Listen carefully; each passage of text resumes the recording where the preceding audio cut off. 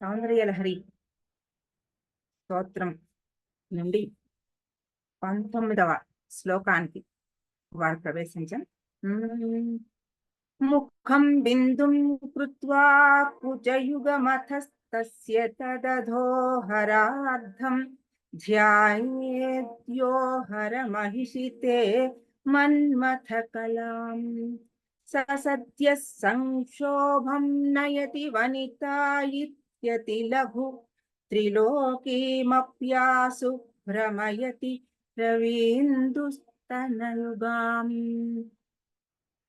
ఈ శ్లోకంలో ప్రతి పద అర్థం చెప్పుకోవడానికి హరమహిషి ఓ శివుని పట్టపురాణి పట్టమహిషి అని అమ్మవారిని సంబోధన చేశారు.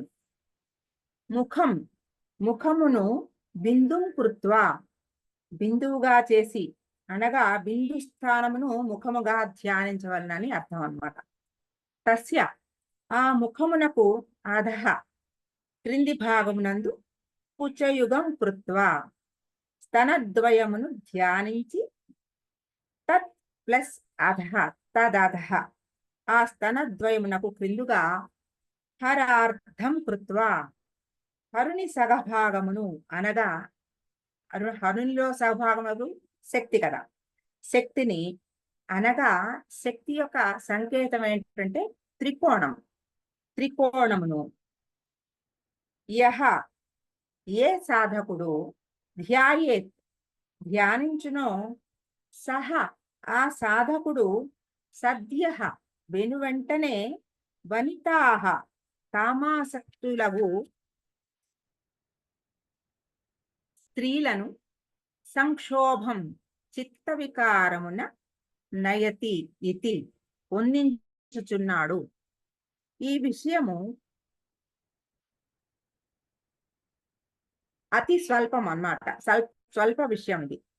ఏమనగా అతడు రవీందుస్తనయుగాం సూర్యచంద్రులే స్తనములుగా గల త్రిలోకీమపి 3 లోకములనడు స్వర్గ మర్త్య పాతాళ లోకములనడు స్త్రీని సైతము ఆసు శీఘ్రముగా భ్రమింపజేయుచున్నాడు అనేది ప్రతిపదార్థం. అంటే ఇది మామూలుగా చెప్తే స్త్రీల వశీకరణకి సంబంధించిన శ్లోకం అనేది బాహ్యంగా అర్థం ప్రస్తావిస్తే కనపడే అర్థం. అలాంటి శ్లోకాలు రాస్తే ఆయన శంకరాచార్యుల వారు కాదు. ఆ శ్లోకంలో ఎంత భావం ఉందో, అసలు ఏ రకంగా ఏ అర్థంతో ఈ శ్లోకాన్ని ఆయన రాశారో తెలుసుకుంటే చాలా లోతులు ఉన్నాయి ఇందులో. ఈ శ్లోకంలో ఇందులో ఏం చెప్పారంటే, ఓ హరమహిషి నీ యొక్క ముఖమును బిందువుగా చేసుకునే కింద స్తనయుగమును, అంటే పైన ఒక బిందువు కింద 2 బిందువులు కలిపితే ఒక ట్రయాంగిల్ అవుతుంది. ఆ ట్రయాంగిల్ అంటే త్రికోణం అంటే అమ్మవారి స్థానం, అంటే బిందువు చుట్టూరా ఉన్నది ఫస్ట్ త్రికోణమే కాబట్టి త్రికోణం అనగానే శివశక్తుల ఆ స్థానం అది. కాబట్టి ఎవరైతే ఈ బిందువు ఈ త్రికోణ ధ్యానం చేయగలుగుతారో ఆ సాధకునికి అందరూ వసూలవ్వడం అనేది చాలా చిన్న మాట, చాలా క్షుద్రమైన మాట, అంటే లీస్ట్ అన్నమాట. అటువంటి ఆ సాధకుడికి ఎంత శక్తి ఆ ప్రసాదం అవుతుందంటే, ఫలంగా లభిస్తుందంటే, ముల్లోకాలను కూడా ఆయనే తిప్పగలడు, ఆయన చుట్టూరా తిప్పుకోగలడు. అటువంటి శక్తి ఆ సాధకుడికి అమ్మవారు ప్రసాదిస్తుంది అనేది ఈ శ్లోకంలో చెప్పారు. అంటే ఇటువంటి సాధన చేసిన చంద్రశేఖరేంద్ర సరస్వతి స్వామి వారు కంచి పరమాచార్య నడిచే దైవం అని చెప్పుకున్న అటువంటి గొప్ప గొప్ప ఆ సాధకులు వారు చేసిన ఆ సాధనలకి ఇది మనకి ఇప్పుడు మనం చూస్తున్న వాళ్ళు, ఇంకా ఇంత ముందరున్న వాళ్ళందరూ అటువంటి గొప్ప గొప్ప వాళ్ళు, వాళ్ళని మనం చూడలేదు కంటితో. వీరిని మనం మన జన్మ ఉండగా కూడా వాళ్ళు ఉన్నారు భూమి మీద. అటువంటి ఆ సాధకులు వాళ్ళు సాక్షాత్తు అమ్మవారి దర్శనాన్ని కైవల్యాన్ని పొందిన వాళ్ళు. కాబట్టి అటువంటి వాళ్ళకి ఈ సాధనలో పండిపోయిన వాళ్ళు, వాళ్ళకి ప్రపంచం వాళ్ళ చుట్టూరా తిరుగుతుంది కానీ వాళ్ళు ప్రపంచం చుట్టూరా తిరగరు. వాళ్ళకి ప్రపంచంతో సంబంధం ఉంటున్నట్టే ఉంటూ ప్రపంచంతో డిటాచ్డ్‌గా ఉండగలిగిన అటువంటి శక్తిని అమ్మవారు వాళ్ళకి ప్రసాదించిన ఆ సాధనతో ఆ ఫలం. అటువంటి ఆ సాధన ఫలము ఎలా వస్తుంది అనేది ఈ శ్లోకంలో మనకి చెప్పారు. ఇందులో క్లీం అనే ఒక బీజాక్షర నిక్షిప్తమైన శ్లోకం ఇది. క్లీం అనేది మన్మథ కళకి సంబంధించిన బీజం, బీజాక్షరం. ఈ క్లీం బీజాక్షరం మన్మథ కళ, మన్మథ కలాం అని చెప్పారు కదా ఇక్కడ. ఈ మన్మథ కలాం అన్నప్పుడు క, ల, తర్వాత ఈం కూడా ఉంది ఇందులో. ఆ త్రిలోకీం ఉంది కదా, అది కలిపి దీనిలో ఈ శ్లోకాల్లో ఉండే బీజాక్షరాలు అలా డైరెక్ట్ గా ఉండవు. వాటిల్లో అక్షరాలను మనం చూసుకుని ఆ కలిపితే వచ్చే ఆ బీజాక్షరాలు నిక్షిప్తంగా ఉంటాయి. కాబట్టి ఇది క్లీం అనే బీజాక్షరం. ఈ మన్మథ కళకి సంబంధించిన బీజాక్షరం. మన్మథ కళ అంటే కామకళ. అంటే ఏమిటి? కాది విద్య. ఒక్కొక్కటి ఒక్కొక్కటి మీకు కనెక్షన్ అర్థమవుతూ ఉండాలి. మన్మథ కళ అంటే కామకళ అంటే ఏమిటి? ఇన్ని శ్లోకాలు మనం ఆర్యాశతకం కూడా నేర్చుకున్నాం. ప్రతి చోట కూడా మనకి సమయాచారము, శివ, శక్తి, కంచి మూడిటిని కూడా ఆయన ప్రస్తావిస్తూ ఉన్నారు. ఆ ఆర్యాశతకంలో మూక కవి కూడా. అలాగే ఇక్కడ కూడా శివ, శక్తి, సమయాచార సంబంధమైన ఆ వాళ్ళిద్దరికీ సంబంధించిన బీజాక్షరము మన్మథ కళ అంటే కామకళ. కామకళ అంటే కాది విద్య. మన్మధుడు ప్రతిపాదించి సాధించి ఆ సాధన ద్వారా ఆయన పొందిన అమ్మవారి కటాక్షం అది కాది విద్య. ఈ కాది విద్య ఈ కామకళకి సంబంధించిన బీజాక్షరం క్లీం. ఈ క్లీం బీజాక్షరం యొక్క గొప్పతనాన్ని ఈ శ్లోకంలో మనకి బాగా చెప్తున్నారు. ఈ క్లీం బీజాక్షరం అనేది ఏమేమి శక్తులు ఉన్నాయి ఇందులో, ఎంత శక్తివంతమైన బీజాక్షరం ఇది అనేది చెప్తున్నారు. ఏమిటంటేట ఇది సాధకుడికి నిగ్రహ శక్తిని ప్రసాదించి ఇంద్రియ నిగ్రహాన్ని ఇచ్చి ప్రపంచంతో సంబంధాన్ని ఉంచుతూ ప్రపంచం నుంచి సాధకుడికి ఏమి కావాలో అది ప్రసాదిస్తూ ఉత్తమమైన పరమార్థాన్ని కూడా ప్రసాదించేది ఈ క్లీం బీజాక్షరం. అంటే ఈ బీజాక్షరం క్లీం అనేది ఒక మాట, ఒక అక్షరం. ఈ అక్షరంలో ఇంత శక్తి ఉందా అంటే ఆ శక్తిని అందులో ఉన్నాయి. అవన్నీ కూడా అమ్మవారి బీజాక్షరాలన్నీ కూడా మంత్రమయం అని చెప్పుకుంటున్నాం కదా. కాబట్టి ప్రతి బీజాక్షరానికి కూడా బీజము, బీజంలో ఎలాగైతే ఒక పెద్ద వృక్షానికి సంబంధించిన మొత్తం వ్యూహం ఉందో అలాగే బీజ అక్షరంలో కూడా అటువంటి శక్తి నిక్షిప్తమై ఉంది. దాన్ని సరైన ఒక గురువు దగ్గర ఉపదేశం తీసుకుని సాధన చేసినప్పుడు ఆ బీజాక్షరంలో నిక్షిప్తమై ఉన్న శక్తి అంతా కూడా పూర్తిగా బయటకు వచ్చి సాధకుడికి ఆ సాధనా మార్గంలో సహాయపడుతుంది. అది ఈ క్లీం బీజాక్షరం. ఈ క్లీం బీజాక్షరం కృష్ణుడు కూడా క్లీం బీజాక్షర స్వరూపం అని చెప్తారు. ఆయన సాధన మంత్ర సాధనలో కూడా క్లీం అనే బీజాక్షరానికి చాలా ఆ ఆ ముఖ్య ప్రాముఖ్యత ఉంది అని చెప్తారు. ఈ క్లీం అనేది సమ్మోహ శక్తి. ఆ మాట మన కృష్ణుడు తెలుసుకోగానే తెలుస్తుంది. కృష్ణుడికి ఉన్నది ఆ సమ్మోహన శక్తే. ఆ దాంతోనే ఆయన గోపికలను, గోపకులను, సర్వ జగత్తును కూడా ఆయన పూర్తిగా సమ్మోహనపరిచాడు. ఆయన సోదరి నారాయణుని సోదరి నారాయణి, ఆవిడకి కూడా అటువంటి సమ్మోహన శక్తి ఆ బీజాక్షరం, ఈ క్లీం అనే బీజాక్షరం. ఇప్పుడు ఈ బీజాక్షరం మనకెందుకు అంటే మనకి కూడా ఇంకా సాధనలో మొదట్లో ఉన్నాం, ఇంకా 19వ శ్లోకంలోనే ఉన్నాం మనం. ఇక్కడ ఈ కావలసిన ఇంద్రియ నిగ్రహము, ఇంద్రియ జయము, తర్వాత మనో నిగ్రహము, ఇవన్నీ కూడా మనకి కావాలి. ప్రపంచము లౌకికంగా చాలా విషయాలని మనకి ప్రలోభంగా చూపిస్తూ ఉంటుంది.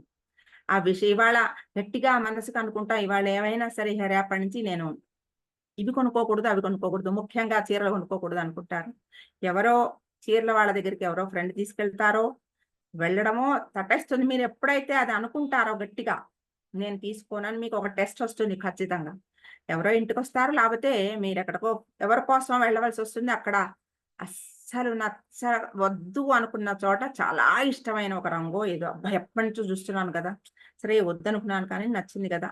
అంటే ప్రలోభం. ఏదైనా సరే వద్దు అని అనుకున్నా మనస్సును నిగ్రహించుకోగలిగిన సామర్థ్యము మనసుకి ఉండదు. ప్రలోభ పెట్టేస్తూ ఉంటుంది ప్రపంచం. అటువంటివి ఇది చీర అనేది చాలా చిన్న విషయం. ఇంకా ఇటువంటివి ఎన్నో ఉంటాయి. మనసుని లాగేస్తూ ఉండేవి. కొన్ని ఇష్టమైనవి, కొన్ని కష్టమైనవి, కొన్ని ఇబ్బంది పెట్టే బాధ, వ్యధ ఇలాంటివన్నీ కూడా మనస్సుని అంటనీయకుండా ఉందాము అని మనం అనుకున్న వెంటనే ఆ రకమైన ఒక సాధనలో భాగం అది. ఒక టెస్టు వస్తుందిది. వచ్చినప్పుడు మనం ఎలా స్పందిస్తాము, అది కూడా మనం గణన చేసుకుంటూ ఉండాలి ఎలా ఉంటున్నాం. ఇవి ఈ 19వ శ్లోకంలో మనకి చెప్తున్నారంటే ఇక్కడ ఇంత ముందర వరకు 15, 16, 17 శ్లోకాల వరకు మనకి సారస్వత ప్రయోగం అని చెప్పుకున్నాం. అంటే సరస్వతి కటాక్షం ఆవిడ ఉపాసన ద్వారా వచ్చే జ్ఞాన సంబంధమైన ఆ శ్లోకాలు 3. అంటే దేనికైనా మనం జ్ఞాన మార్గంలో ప్రవేశించినప్పుడు ముందర మనకు కావాల్సింది జ్ఞానం. దాని తర్వాత నిగ్రహ శక్తి. 18, 19 శ్లోకాలు 2 కూడా అటువంటి నిగ్రహాన్ని ప్రసాదించి సాధనలో ఇంకా ఒక మెట్టు పైకి ఎక్కడానికి కావాల్సిన జ్ఞానాన్ని ప్రసాదించే శ్లోకాలు ఇవి 2 కూడా. అర్థం చేసుకోవడానికి కూడా కొంత కష్టపడాలి. ఎందుకు ఈ ముఖం బిందుం కృత్వా కుచయుగం అథస్తస్య తదధోహరార్థం అని ఈ శరీరానికి సంబంధించిన ఈ భాగాలతోటి ఇది ఎందుకు పెట్టారు అంటే ముందర మనం అర్థం చేసుకోవాల్సింది ఏంటంటే దేవతా స్వరూపాలు మంత్రమయాలు కానీ మనం ఊహించినట్టుగా మన శరీరానికి ఎలాగైతే మనని మనం చూసుకుంటున్నామో ఇటు దేవతా విగ్రహాన్ని మనం ఒక టెంపుల్లో చూసినా కూడా మనకి అలాగే ఒక విగ్రహం కనబడుతుంది. అమ్మవారి మొహం, కాళ్ళు, పాదములు అన్నీ కనబడతాయి మనకి. అంటే మన మనసుకి మనకి అర్థమయ్యే విధానంగా ఒక శరీరాకృతిని అక్కడ పెట్టారే గాని, మనకి కనపడుతున్న శరీరం కాక, ఆ విగ్రహం కాక, అసలు అక్కడ ఉన్న శక్తి కింద ఉన్న యంత్రానిది అని మనం చెప్పుకున్నాం. ఆ యంత్రము మంత్రంతో కూడి ఉన్న ఆ యంత్రము. దాని నుంచి వస్తున్న శక్తే అక్కడ ఆ చైతన్యమే అక్కడ ఉంది తప్ప, నీ కంటికి కనబడుతున్న ఆ విగ్రహంలో ఏదో ఉందని భ్రమపడకూడదు. ఆ విగ్రహం మనకి కంటికి మనం కనెక్ట్ అవ్వడానికి ఇచ్చిన ఆ రూపమే తప్ప, దేవతా స్వరూపాలు మంత్రమయమైన చైతన్య స్వరూపాలు. ఇన్ని అక్షరాలు, మాతృకలు అని చెప్పుకుంటున్నాం. అన్ని అక్షరాల స్వరూపమే అమ్మవారని చెప్పుకుంటున్నాం. ఈ అక్షర స్వరూపం అంతా కూడా ఆ అమ్మవారి. అంటే వాగ్భవకూటం, మధ్యకూటం, కామరాజకూటం, శక్తికూటం. ఈ 3 భాగాలు ఉన్నాయి అని ఆ దేవతా స్వరూపానికి మనం చెప్పుకున్నాం. అదే కాది విద్యలో ఉన్న మంత్రానికి కూడా మనం చెప్పుకున్నాం. 3 భాగాలు ఉన్నాయి. ఆ మంత్రంలో కూడా కాది విద్యలో ఉన్న ఆ షోడశి మంత్రానికి 16 అక్షరాల మంత్రానికి అలా 3 భాగములు ఉన్నాయి అని చెప్పుకుంటున్నాం. అలాగా ఇప్పుడు ముఖం బిందుం కృత్వా అంటే అక్కడ మనం ఏమర్థం చేసుకోవాలి? వాగ్భవకూటానికి సంబంధించిన ఆ మంత్రము. తర్వాత కుచయుగం అథస్తస్య దాని కింద ఉన్న కుచయుగము. అంటే ఇప్పుడు ఒక పైన ఒక డాటు, కింద 2 డాట్లు వస్తే దానికి ఏమవుతుంది మీరు కలిపితే ఒక త్రికోణం అవుతుంది. ఈ 44 త్రికోణాలే చతుశ్చత్వారింశత్ వసుదళ కళాశ్ర అని మనం శ్రీచక్రం ఉద్ధారం చెప్పుకున్నప్పుడు ఆ 11వ శ్లోకంలో మనం చెప్పుకున్నాం. అంటే 44 కోణాలున్నాయి. ఆ 44 కోణాల్లోనూ బిందువు చుట్టూ ఉన్న ఆ మొదటి ఆ కోణం గురించి ప్రస్తావన చేస్తున్నారు. ఈ కామకళ. ఈ బిందువు అంటే ఏమిటి మనకి ముందర? శివ శక్తి ఏకరూపం. ఈ బిందువు దగ్గర ఉన్న శివశక్తి ఏకరూపానికి చుట్టూ ఉన్న త్రికోణంలో ఏమున్నాయి? ఇచ్ఛ, జ్ఞాన, క్రియ 3 శక్తులు కలిసి ఉన్నాయి. అక్కడ ఉన్న ఆ బిందు రూపంలో ఉన్న శివశక్తుల రూపాలు ఏమిటవి? కామేశ్వరుడు, కామేశ్వరి అంటే కామకళ అని చెప్పుకుంటున్నాం మనం. కామం అంటే ఒక కోరిక. ఆ కోరిక అంటే కామరూపము, అది కూడా ఇంకొక మాట ఉంది. అంటే కావాల్సిన రూపాన్ని పొందగలిగిన శక్తిని కూడా కామ విద్య అంటారు. అంటే ఏది కావాలనుకుంటే దాన్ని పొందగలిగిన శక్తి కామ విద్య. అదే కామ కళ. ఆ కామేశ్వరుడు ఆ అమ్మవారి కామేశ్వరిగా ఆయనలో ప్రవేశించింది. అంటే ఆవిడ ఆయనలో ప్రవేశించినప్పుడు ఆయన శక్తిమంతుడయ్యాడు. కామేశ్వరుడు శక్తివంతుడయ్యాడు. ఇప్పుడు శక్తిమంతుడు, శక్తి వేరు కాదు. శక్తిమంతుడిలో శక్తి ఉంది. మీరు అర్థం చేసుకుంటే శక్తిమంతుడున్నాడు, శక్తి వేరేగా లేదు. శక్తి ఆయనతో కలిస్తేనే శక్తిమంతుడయ్యాడు కదా! ఇప్పుడు నాకు నాలో ఒక శక్తి, నేను మాట్లాడగలిగిన శక్తి నాలో ఉంటేనే నేను మాట్లాడగలుగుతున్నాను. నా మాట వేరు, నేను వేరు కాదు. నాలో వాక్కుకి సంబంధించిన ఒక శక్తి ఏది ఉందో, నేనేది మాట్లాడుతున్నానో, ఈ శక్తి నాలో ప్రవేశించింది. ఆ శక్తి నేను ఒకటే ఇప్పుడు. ఆ శక్తిని విడిగా తీసేసేయడానికి అవకాశం లేదు. అలాగా ఆ కామేశ్వరి, కామేశ్వరుడు ఆ కామ కళకి సంబంధించిన ఆ ఇద్దరి స్వరూపం. ఆ కామ కళకి సంబంధించిన అంటే ఇచ్ఛాశక్తి, జ్ఞానశక్తి, క్రియాశక్తి ఈ 3 కలిపితే ఈ సృష్టి ఆవిర్భావం అయింది. అంటే ఇప్పుడు సృష్టి ఆవిర్భావం అవడానికి మనం ఏం అర్థం చేసుకోవాలి? బిందువు, దాని చుట్టూరా ఒక త్రికోణం. ఇవి 2 అర్థం చేసుకోవాలి మీరు. బిందువు, త్రికోణం. ఈ 3 ఈ బిందువు నుంచి సంకల్పం, చైతన్యం మొదలవంగానే సృష్టి ఆవిర్భావం అయింది. ఈ ఆవిర్భావానికి సంబంధించిన ఈ కామేశ్వరుడు, కామేశ్వరి వీరిద్దరికీ సంబంధించిన మొదటి అక్షరాలు ఆ, హ, మ్. 3 అక్షరాలు వచ్చాయి. త్రికోణం అనుకున్నాం కదా మనం. ఆ, హ, మ్. ఈ అహంలో పణకాంచీదామాలో చెప్పినట్లు అహో పురుషిక, ఈ అహంకార స్వరూపమే ఆయన, ఆ అమ్మవారు. ఆయన అహంకార స్వరూపమే అమ్మవారు అని మనం ఆ శ్లోకంలో చెప్పుకున్నాం, పణకాంచీదామ శ్లోకంలో. కాబట్టి ఏదైతే ఇచ్ఛా జ్ఞాన క్రియాశక్తుల ద్వారా సృష్టి ఆవిర్భావం అయిందో, దానికి మూలమైన అహం ఏదుందో ఆ అహం స్వరూపమే ఆయన. ఆయన గుప్త ప్రణవం ఓం. అమ్మవారి గుప్త ప్రణవం ఈం.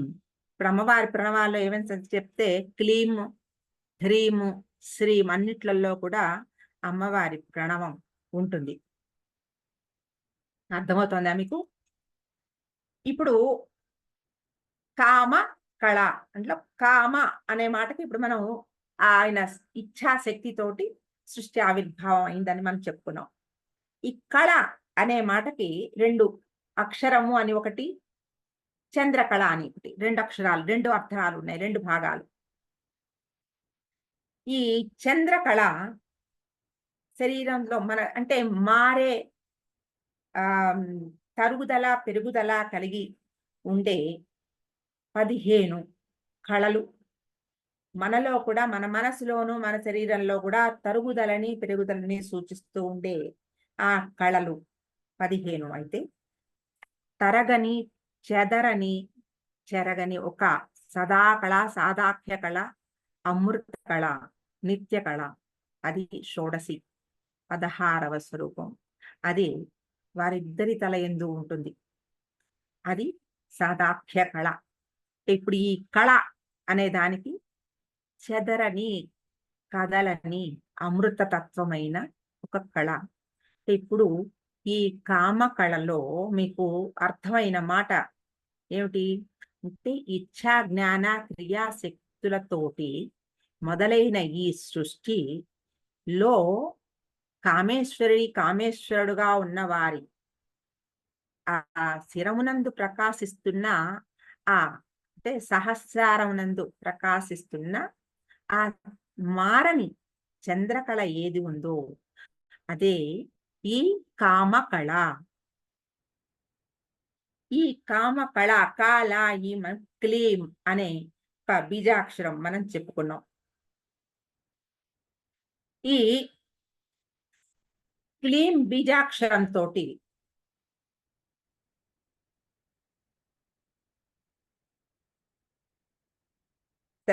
మన్మథ కళతోటి మొదలైన ఈ సృష్టి ఆవిర్భావము ఎలాగా అంటే ఒక క్షుద్ర తంత్రములతోటి నిండిపోయిందంటే వామాచార ప్రధానమైపోయింది. దీనికి ఎప్పుడు కూడా మనం చూస్తూ ఉంటే ప్రతి విషయానికి ఒక పాజిటివిటీ ఉన్నట్టు ఒక నెగటివిటీ కూడా ఉంటుంది. కాలంలో చాలా మంది క్షుద్ర తంత్ర ఉపాసన చేస్తూ క్షుద్ర పూజలతోటి ఈ వామాచార ఆ ప్రభావానికి లోనయ్యి అటువంటి తాంత్రికమైన వాటిల్లో మునిగిపోయినప్పుడు ఆ శక్తిని శంకరాచార్యులు వారు చేసిన పెద్ద గొప్ప విశేషం ఏమిటంటే, పెద్ద ఉపకారం ఏమిటంటే, అంటే మానవ శరీరంలాగా భావించి ఈ అమ్మవారి శారీరక ఆ అవయవ నిర్మాణము, ఆ అవయవ ఆ హీన ఇది అవన్నీ జరుగుతున్నప్పుడు శంకరాచార్యులు వారు దాని అన్నిటినీ పునరుద్ధరించి వామాచారాన్ని దక్షిణాచారం అంటే సమయాచారానికి మార్చడము, అంటే వీటన్నిటిలో ఉన్న ఆ చెడు తత్వాన్ని తీసేసి ఈ శ్రీ విద్య అంటే దానికి ఉన్న గొప్పతనం ఏమిటో, ఆ గొప్పతనంతో ఒక సాధకుడు ఎంత గొప్ప అనుభూతిని పొందగలుగుతాడో, ఆ ఆ క్షుద్ర ప్రయోజనాలని అన్నిటినీ కూడా తుచ్చంగా తీసేసి ఈ శ్రీ విద్య అంటే అసలైన అర్థం చెప్పి ఆ పరమార్థం వైపు సాధకుల్ని మళ్లించడం శంకరాచార్యులు వారు చేసిన చాలా పెద్ద మహోపకారం శ్రీ విద్యకి.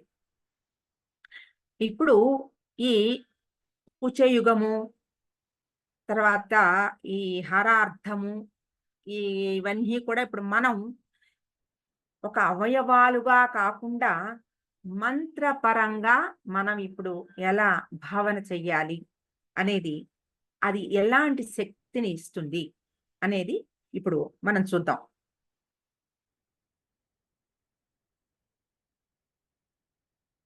హర మహిషి అంటే శివుని పట్టపురాణి అని చెప్పుకున్న మొదట్లో. ముఖం వద్ద బిందు స్థానం. బిందు అంటే శివశక్తుల సామరస్యాన్ని తెలియజేస్తుంది.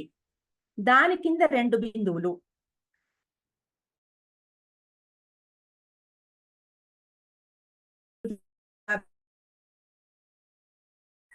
తర్వాత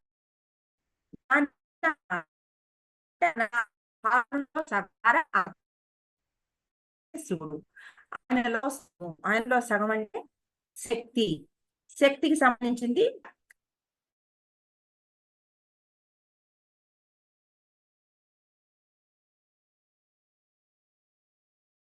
అగ్నితత్వం, సూర్యతత్వము, అగ్నితత్వము, చంద్రతత్వం. ఈ 3 ఇవే 3 కదా ప్రపంచం ఈ మూడిటితోనే నడుస్తోంది. ఈ 3ను ఈ మొదటి బిందువు సూర్యతత్వాన్ని, మిగతా 2 బిందువులు ఏమో అగ్ని చంద్రతత్వాలని తెలియజేస్తాయి. అది కామకళ అనే మాటకి అర్థం. ఈ పరమేశ్వరుని కామకళ అంటే అహంకార స్వరూపమైన అమ్మవారు. ఈ అమ్మవారు అహంకారం అంటే మనం చెప్పుకున్నాం కనక్ కాంచీధామాలు అని చెప్పాను కదా, అహో పురుషిక అని ఆయన చెప్పినట్టు ఆ అమ్మవారి అహంకార స్వరూపమే ఈ అయ్యవారి ఆ అహంకారమే అమ్మవారి స్వరూపం. ఇదే కామకళ. ఇందులో క్లా ప్లస్ ఈం, ఆ క్లా అనే దానికి శోభనిచ్చేది ఈం అనే అమ్మవారి గుప్త ప్రణవం. ఇది క్లీం. తర్వాత ఈ ఇచ్ఛ జ్ఞాన క్రియా శక్తులు కలిసినప్పుడే ఈ సృష్టి ఆవిర్భావం అయింది. అటువంటి ఈ ఆ, హ, అని చెప్పుకున్నాం కదా. ఆ అంటే మొదటి బిందువు సూర్యతత్వాన్ని, హ 2 బిందువుల సమ్మేళనం. హ అంటే మీరు విసర్గ వస్తుంది. సాంస్క్రిట్‌లో మీరు రాస్తే హకారము ఒక అక్షరం పక్కన మీకు సహ అన్నామనుకోండి. సా పక్కన హ ఎలా పలుకుతుంది? 2 విసర్గలు పెడితే 2 బిందువులు పెడితే 2 సున్నాలు పెడితే అది విసర్గ హ అవుతుంది. అందుకని అది 2 బిందువుల సమ్మేళనం. అది 2 తత్వాలను తెలియజేస్తుంది. మా నాద స్వరూపాన్ని తెలియజేస్తుంది. 2 తత్వాలు ఏమిటి? సూర్యతత్వాన్ని 2 తత్వాలేమో అగ్నితత్వం, చంద్రతత్వం. మా ఏమో నాద స్వరూపాన్ని తెలియజేస్తుంది. ఈ మొత్తమే అంటే నాదము, అగ్ని, సూర్య, చంద్ర ఈ తత్వాలే మొత్తం అంతా ప్రపంచం నిండా నిండిపోయి ఉన్నాయి. వాటితోనే ప్రపంచం మొదలైంది. కాబట్టి ఈ క్లీంకారి కేవల గుహ్య కైవల్య పదదాయిని అనే నామం కూడా లలితా సహస్రంలో ఉంది. క్లీం అనే మాట అమ్మవారి నామము అని, బీజాక్షరము అని. అటువంటి ఆ క్లీంలో ఈం అనేది అమ్మవారి గుప్త ప్రణవం అని మనం చెప్పుకున్నాం. ఈ కళ శోభ అంటే క్లాకి ఈ కలిపితే ఆ ఈం అనేది శోభ మా బీజాక్షరానికి. ఇలా ఎవరైతే ఈ సాధనలో అమ్మవారి తత్వాన్ని, అయ్యవారి తత్వాన్ని కలిపి ఈ 2 తత్వాలు బిందువు, దానికి ఒక త్రికోణము, ఇచ్ఛా, జ్ఞాన, క్రియా శక్తులు, ఈ శక్తులతోటి క్లీం అనే ఒక బీజాక్షర ధ్యానము, అహం అనే దానికి ఉన్న ఆ జ్ఞానాన్ని తెలుసుకుని అంటే సూర్య, చంద్ర, అగ్ని తత్వాలు, ఆ 3 తత్వాలు, ఈ 3 తత్వాలే ప్రపంచమంతా ఉన్నది. దీంతో పాటు నాదము, ఈ బీజాక్షరం ఏది ఉందో దానికి ఉన్న నాదమే. ఆ నాదమే ఈ ప్రపంచం మొత్తం క్రియ సృష్టి అవడానికి, ఆవిర్భావం అవడానికి కారణం అని ఎవరైతే సాధకుడైతే ఈ జ్ఞానాన్ని సంపాదించి ఆ సాధన చేస్తాడో, సాధనలో ఈ జ్ఞానాన్ని పొందుతాడో వారికి ఒక స్త్రీని ఆకర్షింప చేసుకోవడం అనేది చాలా తుచ్చమైన మాట. అటువంటి సాధకులకి ఈ లౌకికపరమైన కోరికలే తగ్గిపోయి అలౌకికమైన ఆ పరమాత్మతో, పరబ్రహ్మ ధ్యానంతో ఉండగలిగిన ఆ శక్తి అమ్మవారు ప్రసాదిస్తుంది. ఈ అహం అనేది లౌకిక వైనప్పుడు వెళ్ళినప్పుడు ఏమవుతున్నది? అహం దేహోస్మి.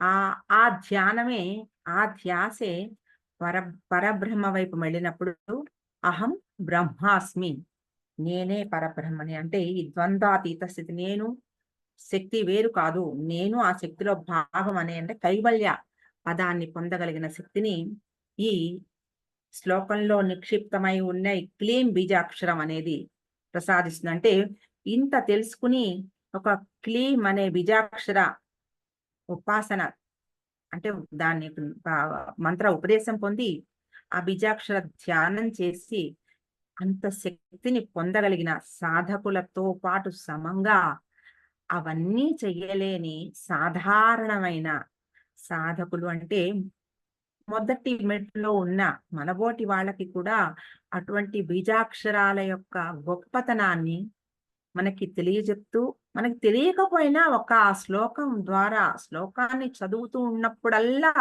ఆ శ్లోకంతో ఆ బీజాక్షరము ఉచ్చరింపబడి దాని నుండి రావాల్సినంత విస్ఫోటకంతో వస్తుంది. ఎక్స్‌ప్లోడ్ అయితే ఒక బాంబ్ బ్లాస్ట్ అయితే ఎంత ఎనర్జీ వస్తుందో, అలాగా ఈ బీజాక్షరము ఎక్స్‌ప్లోడ్ అయినప్పుడు దాని నుండి అటువంటి శక్తి ఉద్భవిస్తుంది. ఆ శక్తే మనకి చాలా ఎన్నో మన సాధనలో ఉత్తమ స్థాయికి తీసుకెళ్ళగలుగుతుంది ఆ శక్తి.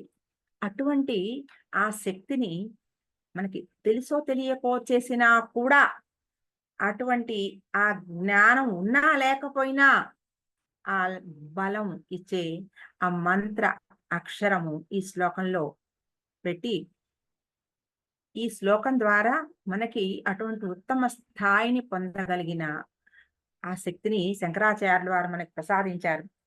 ఇలాగే అంటే ఈ మన్మథ కళ, కామ కళ అనేవి ప్రతి ఈ కవి కూడా ప్రతి యోగి, ప్రతి ఋషి కూడా మనకి చెప్తూనే ఉంటారు. మనం ఆర్య శతకంలో చూస్తే 95వ శ్లోకంలో లోహితిమపుంజमध्ये మోహితభువనం ముదా నిరీక్షంతే వదనం తవ కుచయుగళం కాంచీ సీమాం చ కేపి కామాక్షి.